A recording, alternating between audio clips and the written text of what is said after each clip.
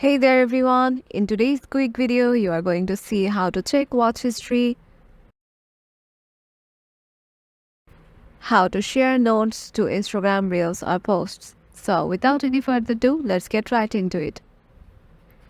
So sometimes we just want to share notes like others on our Instagram, right? So sometimes we'll see people have shared their notes on their Instagram posts or Reels. So we will do it today. Head over to your Instagram app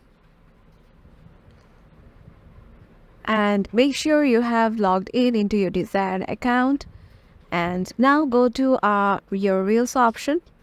And here you can see on the lower left corner, someone has already shared a note on this reel.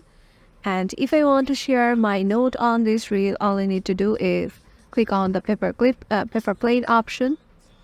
And there you see an option on the lower left corner, add note. So click on add note and just share any type of words or sentences or emojis or whatever note you want to give, and click on share.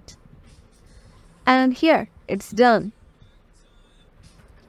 You have currently seen how to just share notes on Instagram Reels or posts.